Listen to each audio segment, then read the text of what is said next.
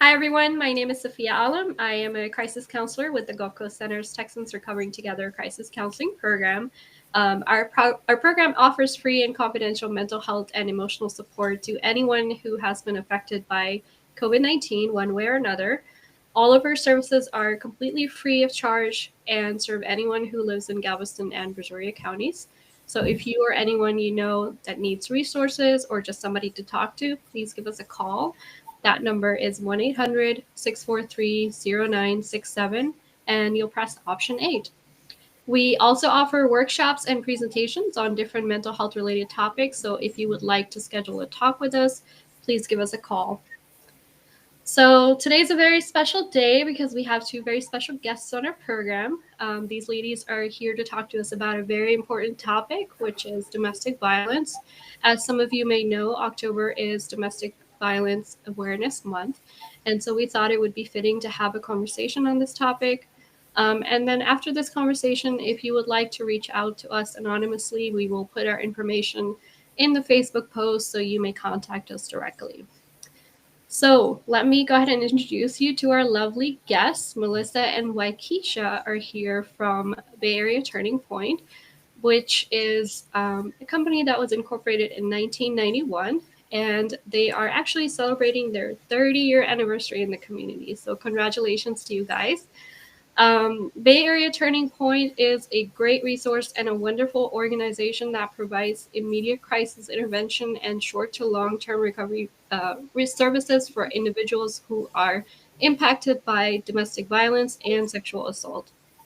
Melissa is the Outreach, Education, and Prevention Coordinator, and Waikisha is the Programs Director. So, ladies, thank you so much for being here and for all that you do to help this vulnerable population. Please go ahead and introduce yourselves and the program. Tell us a little bit about what domestic violence is and what services you are providing to help those impacted. So I'll go ahead and go first. I'm Waikisha Dixon. As Sophia said, I'm the programs director here at Bay Area Turning Point. I'll talk about the agency and then I'll swing it to Melissa to introduce herself and then kind of describe or inform you guys on what domestic violence is. And so, as Sophia said, Bay Area Turning Point has been in the community for 30 years. Assisting survivors and those directly impacted and indirectly impacted by domestic violence and sexual assault. We are a 24/7 crisis center. And so, whether you are experiencing violence at 2 o'clock in the morning or 2 o'clock in the afternoon, our services are available to you. We have a crisis hotline number, which is 281-286-2525, that you can reach us on at any given time regarding any crisis for sexual assault or domestic violence. Other pieces of our services are we offer counseling and support groups. We offer short term and medium term rental and utility assistance. We provide shelter assistance. We have a shelter that can house up to 65 adults and children, along with a hotel program that assists with the overflow. So when our shelter is full, we still are able to offer a safe place for someone to be able to reside. Um, we have advocacy services, accompaniment services. So what that means is everybody's not ready to go to shelter, right? You may be experiencing violence or you may be in an uncomfortable situation. However, shelter just isn't the best fit for you, and we understand that for a survivor. And so our advocacy and non-residential services are pretty much the same services you would get in shelter. You're just getting it in a non-residential way. We're safety planning with you. We're helping you file criminal charges. We're helping you get protective orders filed. Just basically being your advocate. So our services are geared to meeting the direct need of the individual. We carve it out to meet that person's need right where they are. Nobody is alike. Nobody's experience is the same. And so we are a full wraparound service agency working to meet the individual needs of survivors here in the community. All right, and I'll go next. My name is Melissa Prentiss. I'm the Outreach Education and Prevention Coordinator. And Waukesha covered pretty well what the services are that we do offer. We also offer outreach education and prevention services. So what this looks like is we'll go out and do community presentations. We're at community events. We start up community initiatives in order to end domestic violence and sexual assault. That's our ultimate goal of these programs, is to, of course, deal with the immediate impact of it, but also to try to bring an end to it, eliminate domestic violence and sexual assault. So we do school-based prevention. So this looks like youth workshops, working with middle school students and high school students, of course, through the college level, and working with them to mold their minds into healthy behaviors. We're teaching them healthy relationship behaviors so they don't perpetrate violence in the future. We're trying to change minds and attitudes and beliefs and behaviors that promote rape culture and promote the normalcy of domestic violence and sexual assault. So we do provide educational training for community members, community organizations, youth groups, schools. We do very specialized training. So anything domestic violence, sexual assault related, we can customize the trainings to what the needs are.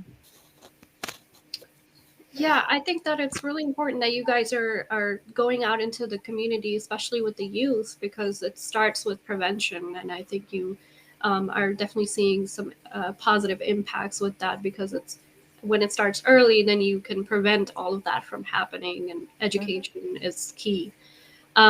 So we know that domestic violence is an issue, but exactly how big of an issue is it, especially here in Texas, and who is affected by it? So I will say domestic violence is a large issue. It's not an issue that's going to impact just African Americans. It's not an issue that's going to impact just Caucasians. It's not an issue that's only going to impact the Native American community. It involves us all. And so we, as advocates for ending violence, we want to make sure that the community understands and knows it's no race, religion, class, status of what domestic violence and who it can impact. We have people who come through our doors who are seeking assistance who have way more degrees than I do, whose salary is double the times of what I may make. And what that says and what that speaks to is that you don't know the suffering that people are going through in their homes. Just because someone comes with a status quo doesn't mean that violence isn't impacting them. And so, as a society, we have this in our head that for someone to be a survivor, right, they have to have these bruises, or they got to be showing up to the emergency room every day, or it's they aren't taking care of their children. But it's sometimes, majority of the times, all the time, normal people who are walking around. Domestic violence doesn't separate you from the normalcy of who Mhm. you are, right? And so when we say who is it impacting, it's impacting us all. So if I'm not getting abused in my home, however my neighbor is, that still impacts me, because what it does is it causes us as a society to have a breakdown of what hope looks like, of what love looks like, of what compassion and care looks like. And so if my neighbor is going through the experience, then I have to look at it as my experience. Because if Mhm. we look at it as something that is impacting all of us, then we all become advocates for the change of ending domestic violence. Yeah, I think there's a lot of stereotypes of like what that looks like, and I think you really summed that up really well. We have these expectations, like you said, it's physical only. So, um, I guess leading into that, what are some different kinds of abuse out there? I mean, I can think of some, but I would definitely like you to expand, because you mentioned, when people look at somebody with bruises, they'll say, oh, that person might be getting abuse, but sometimes it's not physical. Yeah. And yeah, so there's several different kinds of abuse. Of course, you have your physical. That's what everybody thinks whenever they're thinking domestic Mhm. violence, is the bruises and the cuts and the scratches, but it's not always going to be physical. So, but of course, that is the one that everybody knows about. And about one in four women are going to experience severe physical abuse in their lifetime. We also have verbal abuse. So that's just putting people down, making them feel bad about themselves, blaming them for everything. You have mental and psychological abuse. So about 50% of women and 50% of men, well, to be exact, 48% of women and 48% of men in the United States will experience psychological abuse in their lifetime. So this can look like gaslighting. So making somebody think that they're crazy, making them think that they're the ones causing all the problems, making them feel like they are the cause of their own abuse. So that's going to be your psychological abuse. Then there's your economic and your financial abuse. And a lot of times, and we'll get to this later, but whenever people are asking why people don't leave these abusive relationships, finances is a big part of that. They don't have the money to be able to leave. Yeah, I can leave, but where am I going to go? Right. How am I going to afford a hotel room? How am I going to afford an apartment? So a lot of times abusers are going to hang on to the money. They might give an allowance, they might not. Even if the victim is working, a lot of times abusers are taking their paychecks. And then you have digital abuse. This has been a big one, the cyber abuse, the digital abuse. So especially with COVID, Yeah. digital abuse and cyber abuse has really gone through the roof. So this is harassing people and stalking them and abusing them online. And then you have sexual abuse. Yeah, and from the sound of it, I mean, the psychological and the mental sounds to me even worse than I mean, obviously all abuse is bad, but physical is something you can actually see and point out, but psychological, emotional, you can't really. And a lot of the times, the person, the victim, may not even realize it. And I'm Yeah, sure yeah, and going. unfortunately, legally, you can't do a whole lot about verbal and psychological abuse. So if you are in a situation as a victim or somebody in a relationship, what are some red flags that you can identify in your relationship anywhere, that could tell you that this could be a form of domestic violence? So, red flags that we often tell survivors to look for is controlling behavior. So, someone who, I always tell teens all the time, and even sometimes with adults, someone that wants to know your every move, where you go, who you're hanging with, how you're doing it. That's not somebody that's that in love with you that they have to know all the things about you. Those are red flags. Other red flags are even people who have been a part of and been in other abusive relationships. I'm not saying people can't change. However, those are red flags. Those are things to dig deep and ask questions of your partner. So many times we don't want to ask people Yeah. personal questions, right? I ain't gonna get in your business. This is a new relationship. I'm Right. turning over a new leaf. You absolutely can. However, I am now welcoming you into my life and into my circle. And it's okay for me to know about your past. It's okay for me to know your experiences. And so just want to encourage people to ask those questions and dig in people's, like, what was your past relationships? Other red flags that we've noticed with people, people who come from, let me say, aren't red flags. Sometimes if a person has a learned behavior of what's accepting of violence, can be a red flag. If I have been in a family and grew up and was taught that violence is how you handle situations, or violence is what you do to get what you want, that becomes a pattern of behavior for a person. And so that's again where we as people don't want to dig into other people's business, but it's part of understanding and knowing what you're welcoming into your own wellness or into your own space. And so there are multiple many red flags. Dr. Jekyll, Mr. Hyde, that's another one. Some people, you get them, you around them, they like this whole big person. And then behind closed doors, it's like, hold on, that's not who you was at the barbecue. Now wait a minute, hold on. Oh And yeah. so those are things that we tell people, be mindful of that, because it may not have escalated to the point of hitting, right? But if Yeah. you are two totally different people, if you're one way at work and when you get home, you're this a whole completely different person, those are red flags that this person just may not be who they're lining up or who they're saying that they actually are. And so every abuser is different. Every abuser has their own tactics. that they're going to use to gain control over you. And what we try to help people understand with domestic violence is it's not about anger, it's not about alcohol, it's not about drugs. It's really about power and control. And so Mm, the biggest red flag is if somebody is trying to have power over you and over the mm, relationship, over the situations, if someone's trying to control you, control situations, control your life, that is an indicator and a large red flag that this just may not be the relationship or the connection of which I may assume or think that it is for me. mm. So going back to, controlling behavior, like you said, someone wants to know where you're going constantly, someone wants to know where you are.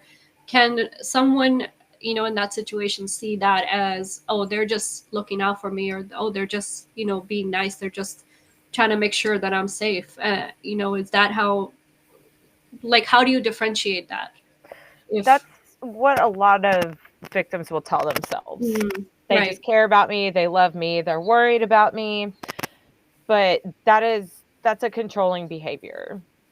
right, That's still a controlling behavior. That's showing that you have to tell me where you're going to be at 24/7. I got to know where you're at. Yeah. I think the other thing is like, let's say I told you I was going to the mall. You find out I wasn't at the mall. So you told me you were going to the mall. Well, why weren't you at the mall? What made you go here?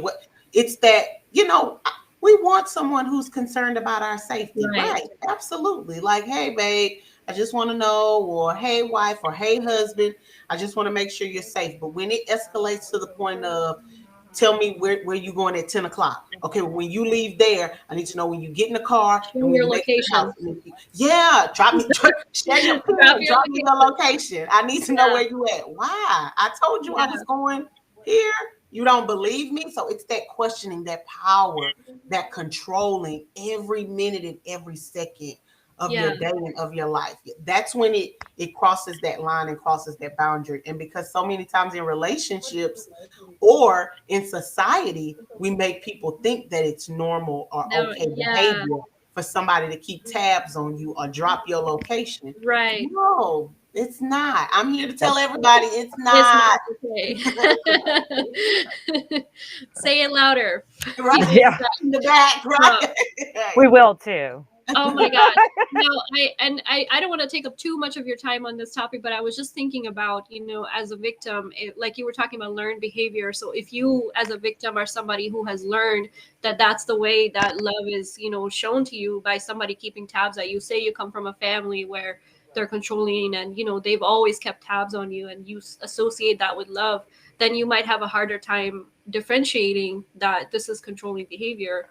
Um, so yeah, oh my gosh, we could probably talk about this for a while, but that's Yeah. what you guys are But I there will for, say to too, coach people, right? Yeah. right. But I will say too with Sophia, that's why we have the prevention, right? That's why Right. we're in the schools so that Melissa can steer that, right? Steer Mm, that thinking into, no, that really isn't what it's not normalcy okay. looks like. Yeah. Like, how do we do that?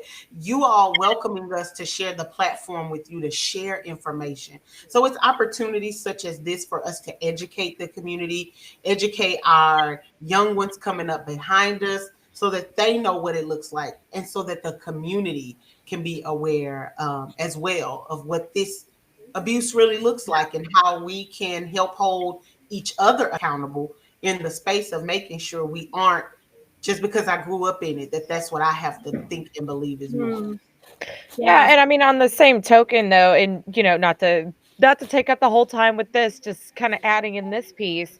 If you do grow up in that kind of environment, then yeah, you are going to grow up thinking that that's normal. If somebody doesn't tell you different, if somebody doesn't inform you that that is not normal behavior, you're going to grow up not knowing that that's that is not normal behavior. Right. So that's why we do like to start these programs in middle school to let them know, like, okay, this is not okay. This is not okay behavior in the home. Yeah. And a lot of times, whenever children do grow up in homes where there's abuse, they will either fall into that abuser role or that victim role whenever they do get Mm, older because they don't know any different if somebody doesn't come in and tell them different. yeah. Yeah, and I think that's why that's so important that you guys are doing this work. I appreciate it, and I'm sure the parents appreciate it. People who are taking advantage of it appreciate it, and hopefully we can see that progressive change. So switching gears here a little bit, I wanted to talk about the current situation with the pandemic. How has COVID-19 had an impact on domestic violence? What have you seen? We've seen an increase in numbers, and not in a good way. Mm, In 2020, there was a 23% increase in domestic violence homicides. In 2019, it was 185 victims. In 2020, it was 223. 67% of those were from firearms. mm, And I'm not going to try to get too much into numbers here, but it is important to kind of put numbers out there mm, so people can hear the scope of how much COVID has impacted domestic violence. You have 80% of people claiming more relationship difficulty. And why is that? Because they were stuck in the house together. So that also goes to show how much time people really do spend apart. So, mm. between work, kids, now you're stuck in the home together and now you're isolated even more. So, The rest of the 40% of world, people, yeah. yeah. And, 40% of people, 40% of Americans are saying that they felt their safety decrease Mhm. Mm, while this has been going on. Calls have gone up, safety's gone down, and it's because of that isolation piece, which is another big piece of what domestic violence looks like. That's how they are able to gain and maintain that power and control over a victim, is by isolating them from everything and everyone that they know. mm. Yeah, that I'm sure that's been a real challenge for you guys as well to reach out to them and to do this virtually. What were you guys continuing virtual presentations? How were you reaching out during that time? Yeah, as far as the outreach and education piece, we were doing all virtual platforms. Mm, We went back to face about middle of this year. yeah. And Waukesha, I'll let you kind of describe how we were doing the services. Okay. Um, I'm gonna just go back just a little bit when you were saying about how COVID has impacted survivors. A lot of survivors weren't able to tap into the resources such as Bay Area Turning Mm, Point. So while COVID may have isolated people, and some people probably enjoy it, I don't have to drive into work. I can work from home. it was it stopped some survivors from having the availability of right. resources, such as you guys, such as Bay Area Turning Point. If I can't get to a phone or I can't leave the home to go find help, it stops me from the recovery that I need. As far as our program, what we did was we immediately switched to virtual. We didn't stop Okay. serving clients at any point. Wow. Okay. For our non-residential services, we went to Zoom, we went to Skype, we went to telephone. From counseling to Mm, assessments to doing housing intakes, we switched and flipped the same day. So the day we mm, all was like, okay, we got to go home, is to yeah. stay safe. We flipped that same day. We were in there making copies, making folders, distributing laptops, all of that, because we knew the service was going to be essential for Yeah. survivors. You guys recognize the urgency of the situation, Correct. Right, right. like, While shelter didn't shut yeah. down, we continued to bring people into shelter and house them for a safe place. One of Mm, the things that we did do as a program that we're still doing today because it's still an identified need is we were able to start up a hotel program. okay. Shelters were full, right? People were, Yeah. it was getting severe, getting real dangerous. And so shelters are full. Or, we don't want to house too many families in a room. We want a social distance. Social So distance. Yeah. right, the Oh my gosh. capacity of shelters decreased a little bit. And so, but we still got people calling the hotline needing help. So Yeah. we created a hotel program. We have relationships with two different hotels that are able to house clients when our shelter is full, or even when other shelters are full that are calling. So again, if you are in a crisis, 281-286-2525 is our hotline number. Call us. Let us tell you we can't help you, right? Don't assume nobody's Mm, not there to listen or nobody doesn't know what to do. Call us first. Let us share the time with you so we can figure out if and how we can best help you survive. So I had a question with that. When you were talking about being so, just closed up at home with your abuser. So let's say they call this number, they call your number, but their abuser is like nearby, but they need help. Is there a way for them to let you know without really painting the picture that they're needing help? Are there like any, and I don't know if there's an answer to this, but if you guys have anything, maybe like a code word or something like that that they could say, so they don't alarm the abuser. So we are in the process of trying to start up like a text line where people can text us. We have an email option. So sometimes if your abuser sees your email up, like they're not Right. necessarily thinking anything, we have the email option where you can email us for the get help. There are also other hotlines that have like text message capabilities to where if texting is what's going to help you, do that. On our website, if they're looking on our website trying to see what we have to offer, we have an escape button where they Mhm. can press an escape button and it Yeah, immediately takes them off I of our saw page that. and deletes it. You said, okay, so I yes. went, yeah, I was doing my research for this, and I went and I was like, oh, this is so neat.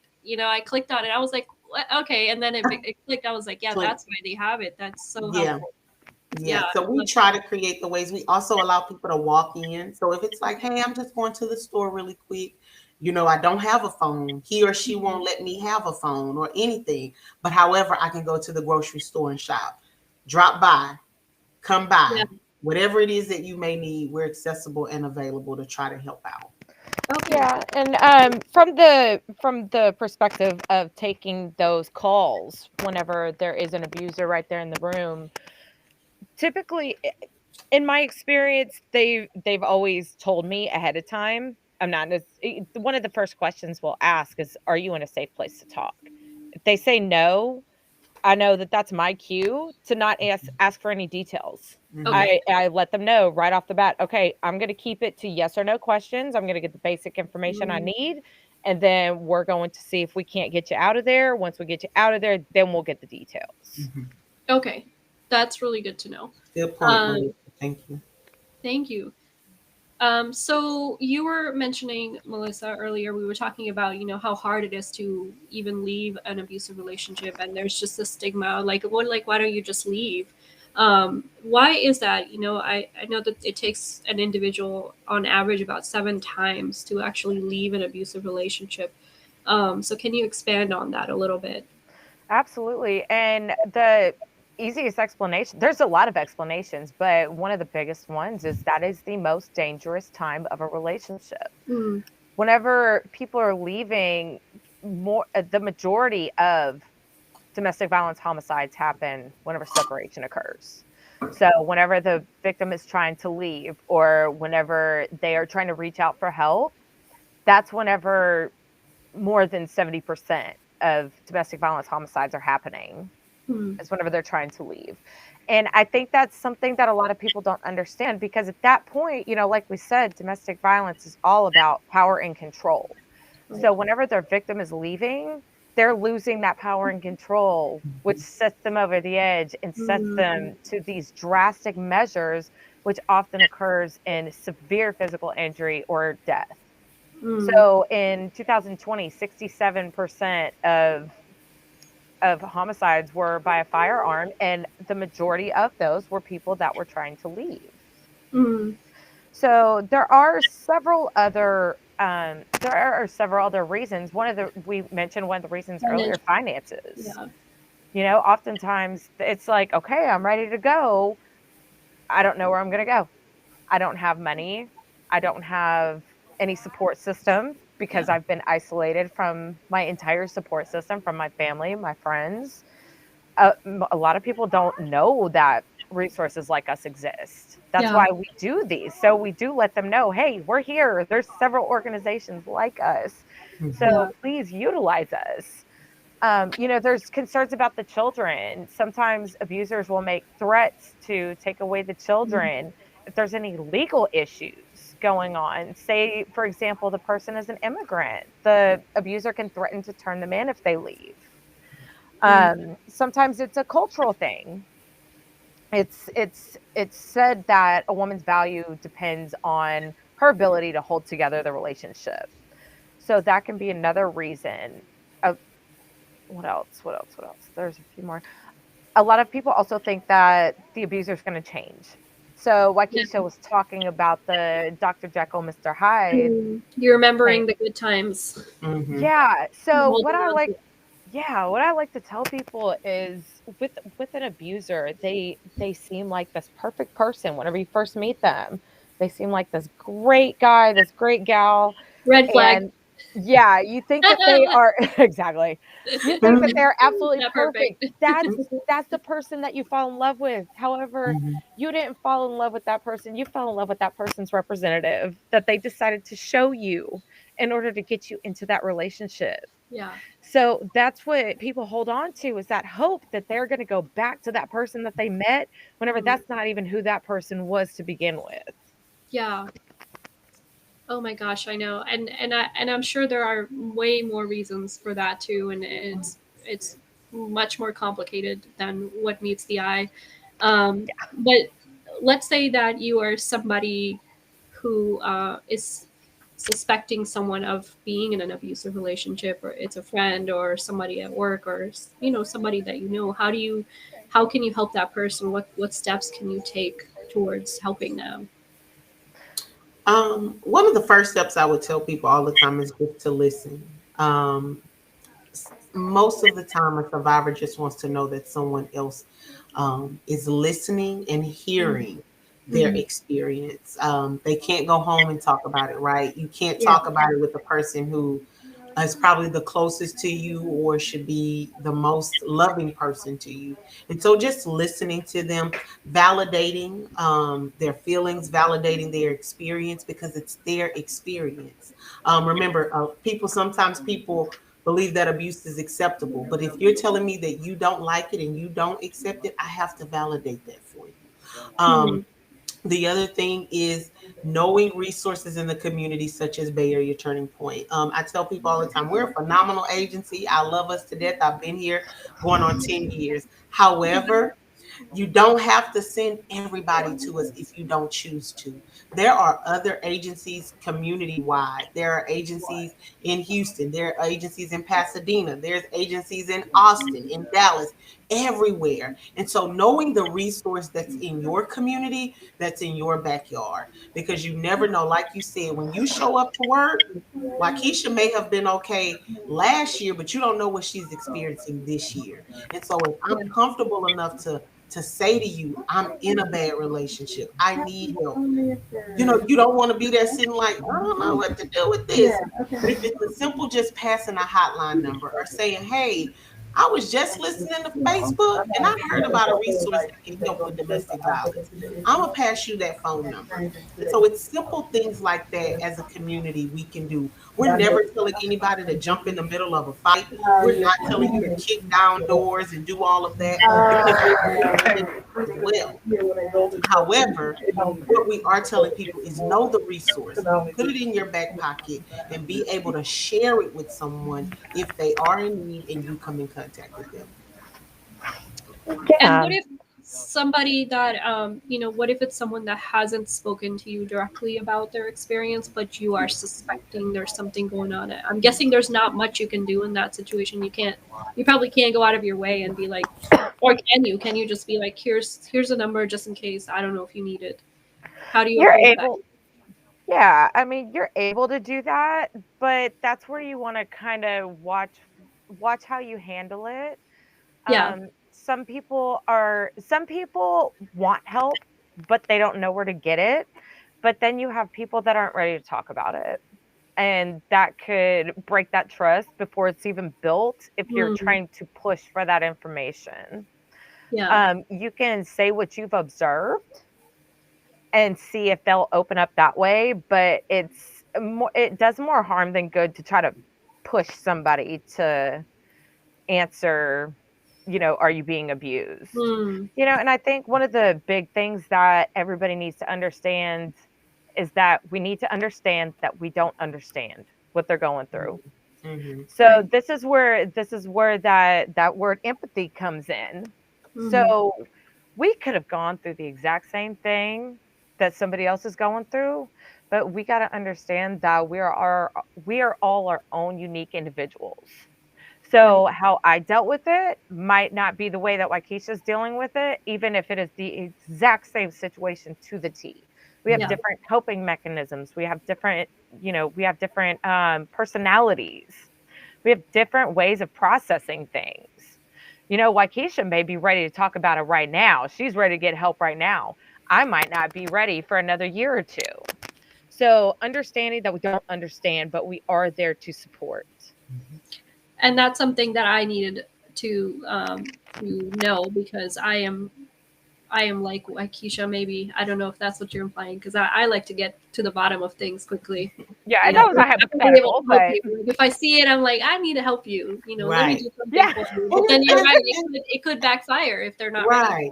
But I think exactly. it's okay to share the knowledge. Like, Yeah, hey, I came across this resource, and not to say that it's you, but I was listening, I found out about it. So it's not to say, hey, I seen you come in here with a whole bruise on your arm. I know you're going through something, but no, you don't have to open it up like that. But it was like, hey, I went to a presentation and they were talking about this, and I thought this was a good resource, Mhm. just in sharing the space of conversation. Yeah, But it doesn't. making it a little indirect, Right, right, right, coming right. off as a attack, almost. Yeah. Absolutely. And I Got think it. finding ways to bring us in. I tell people all the time, your social group, social clubs, we present to family members. It's Mhm. whatever. But it's to get the information out. So if it's at work, it's like, hey, boss, can we do a presentation to talk about this? I think this is cool. Or even we go to churches. Hey, pastor, it's Domestic Violence Awareness Month. I think we should. So it's ways of us as advocates. So I tell people, you don't have to work for Bay Area Turning Point to be an advocate. You can be an advocate in your own way, in your own home, in your own groups, and in your own family. We just looking and needing people to continue to spread the word and spread the awareness. Yeah, and like what Keisha was saying, you don't have to be the one going around kicking in doors or jumping in the middle of a fight. There are other methods of Mhm. intervention that Yeah. have nothing that do not put you in harm's way.